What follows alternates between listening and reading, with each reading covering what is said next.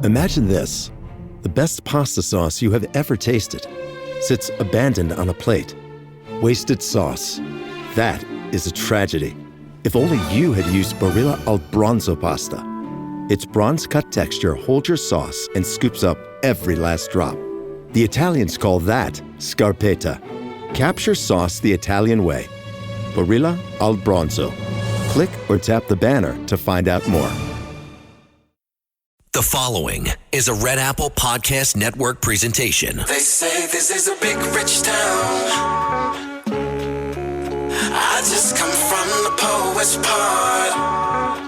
Bright light, city life, I gotta make it. Welcome to Dominic Carter's podcast. This is Dominic Carter's City Hall. Now, here's Dominic Carter. Red Apple Podcast, Talk Radio 77 WABC. You can listen to me, Dominic Carter, Monday through Friday, live, midnight to 1 a.m., And if that's too late for you, there is always the daily podcast of my show for your convenience. Florida Governor Ron DeSantis comes to New York with a winning message. This is my podcast. Let's go. Law and Order Republican Florida Governor Ron DeSantis, who in all likelihood is running for president, is red hot these days and apparently getting under the skin of former President Donald Trump. Staten Island was the only New York City borough Trump won in 2016 and again in 2020. But here was DeSantis, in effect, in Trump's backyard, delivering a broadside on the state of New York politics during a speech at a law enforcement conference. And guess where? Staten Island. If you want to know why DeSantis is resonating with the American people, here's why.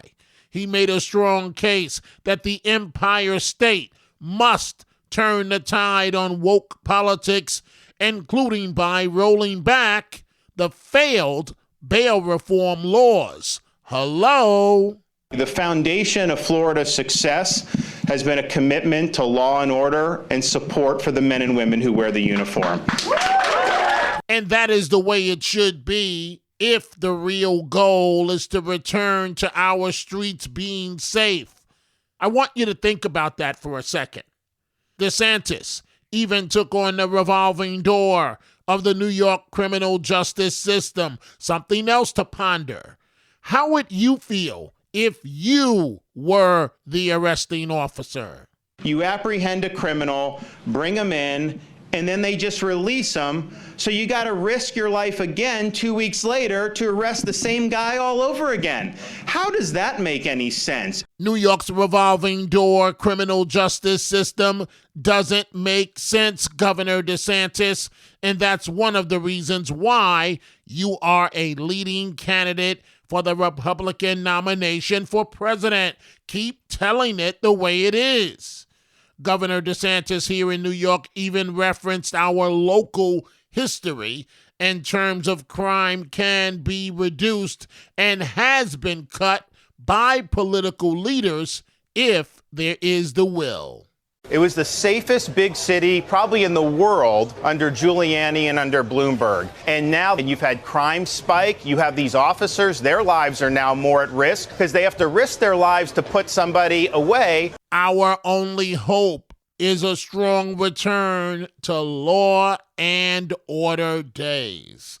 By the way, Mayor Adams had this to say on Twitter, quote, "Welcome to New York City, Governor Ron DeSantis, a place where we don't ban books, discriminate against our LGBTQ plus neighbors, use asylum seekers as props, or let the government stand between a woman and health care. We're happy to teach you something about values while you're here." Recently, I was again thinking about the issue of transgender athletes competing against biological women. It's just not fair. The transgender athletes have a physical advantage and should not be allowed to compete in such events with biological women. A former NFL football player, Marcellus Wiley, has quite a point. I have no issue with transgenders. I do have an issue with athletes who are transgender trying to participate, going from a transition of a man to a woman and now playing with the women. And I will say that. Y'all can try and Dave Chappelle me all y'all want. I am very clear on this. You could be a transgender, you could be the homie. But I'll be damned if a male at birth turns into a female and tries to compete against my daughters. She ain't out there. We out. Don't make this a human rights issue. This is a biological issue. Simple as that. Trust me, I am a man. And then I'm like, why can't the dudes who transition to women actually empower women and compete against the men? Since you so damn bad, you know what I'm saying? Like if I were me, Marcellus, and then tomorrow I'm Martha, I change up my gender, I'm now a woman. You know what I would try to do? Compete against the dudes. Why? Because that's empowering. Oh, you don't want to do that? Why? Why? Hello? Anybody? Because it's easier, damn it. Flojo, what's the world record in the 100? 10.49, 10.48? What's it in 100 for men? 9.58? A damn second almost? Man, y'all better stop playing. And why I use objective numbers? Because it's pretty easy to digest. I hate saying fair, but it's just not even right. Forget fair. It's not right. So when it comes to the transgender issue, I have no problem with what happened at a hearing of the Arkansas legislature. This awkward question came up. But remember, lawmakers have to figure all of this out to form laws. They don't have the luxury of sitting on the sidelines, if you will. You said that you're a trans woman. A trans female, yes, ma'am, sir. Do you have a penis?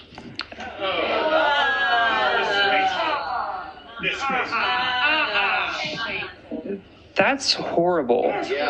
You're the one that brought that into the discussion. You're the one that never said anything about genitalia. Oh, it has everything to do with genitalia. I don't know what my rights are right now.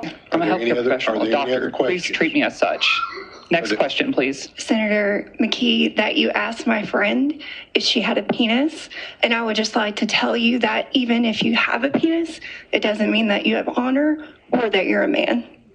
Listen, I talked to a 10-year-old girl back in the fall, and you know where she got her idea to have one of these surgeries? Off of TikTok.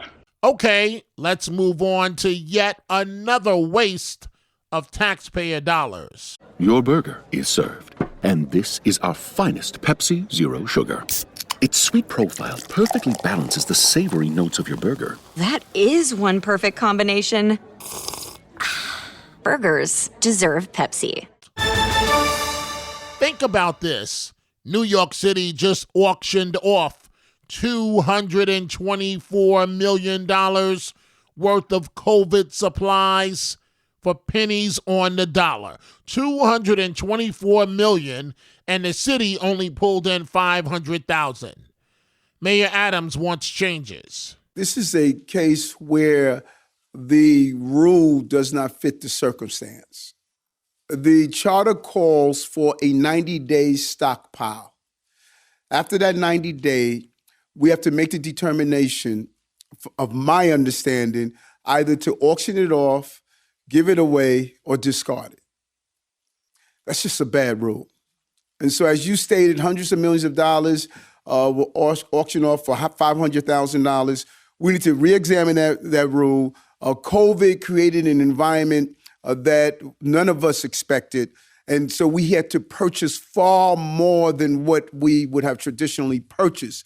So somewhere in the charter rule, we need to state that under certain circumstances, we are not forced with, hey, it's 90 days, let's get rid of this stuff, no matter what the cost is that's associated with it. I think that needs to be reexamined, and I'm going to communicate with the team and figure out what options do we have, because taxpayers' dollars should be spent better. More abuse of taxpayers. Do we ever win?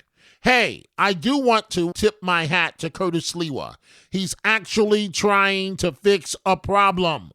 to the AOCs of the world, to the Tiffany Cabans of the world. He wants them and other socialists gone from Congress and from the New York City Council. Sliwa plans to run Republican candidates against AOC and Caban and align the Republican candidates with moderate Democrats who believe in law and order. We opened up a Republican club in the heart of the motherland in Astoria, Queens. That's the strength of AOC, all out crazy, Alexandria Ocasio-Cortez, and the Democratic Socialists of America, and her mini-me, Caban, who is the city councilwoman.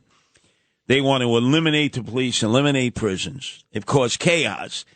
And you notice all day long here at WABC, and I'm saying nobody's doing anything. What are they doing to stop them or to compete against them? Oh, we're not talking physically. We're at the ballot box. If they win, they win. But run candidates against them. The Democrats don't primary them. And the Republicans have no presence against them. So I said, let's set up the Ronald Reagan Republican Club in Astoria, because what is Ronald Reagan best known for? The Reagan Democrats. And there are a lot of moderate Democrats. So we're going to get them on board. I'm going to go speak to Peter Vallone Sr., who is the number one moderate Democrat of all time. He still is in his law office there, and say, Peter, I know you got to be crying inside. The socialists have taken over your district, and I'm doing the same thing in Throgs Neck on the other side of the Whitestone Bridge in the Bronx.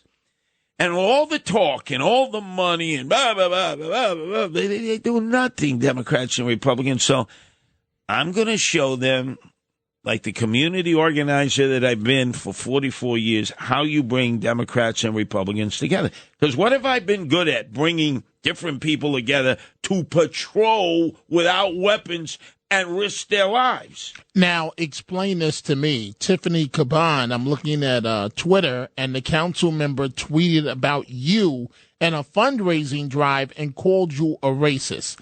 Now, I've known you a long time. You don't have a racist bone in your body. What is she talking about? Well, it's typical knee-jerk reaction. Remember, it's like your friend Eric Adams. As soon as I won the Republican nomination and crushed that Fernando Mateo, that Bill de Blasio Republican, he called me in this order: a racist, a misogynist, a sexist, a homophobe, a xenophobe. I got hit with so many phobes. I developed phobias, and I had vertigo. And then at the end of the campaign, the reporter said, you really attacked Curtis. I know him 40 years. No big deal. He's my friend. No, I'm not your friend, Eric. Sid Rosenberg is your friend. I'm your foe. So what do you and Mayor Adams say to each other when you see each other?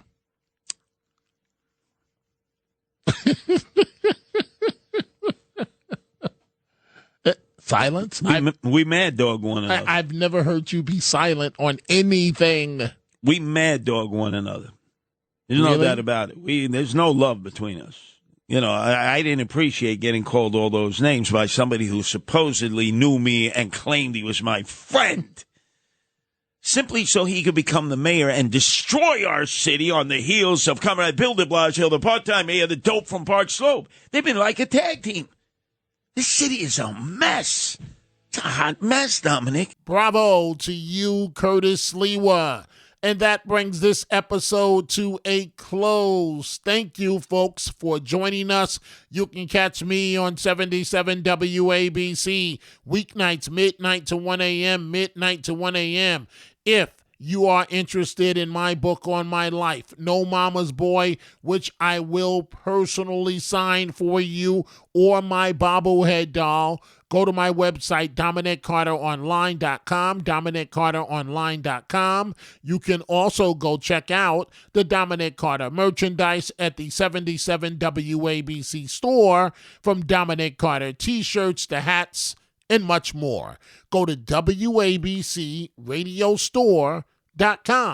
Dominic Carter, Red Apple Podcasts, Talk Radio 77, WABC. I gotta make it. Dominic Carter Socials on Twitter at Dominic TV and Facebook and Instagram. Dominic Carter TV. Email at dominic.carter@wabcradio.com. Until the next episode, be well. And as Dominic always says, stay positive. The glass is always half full, never half empty. Dominic Carter City Hall.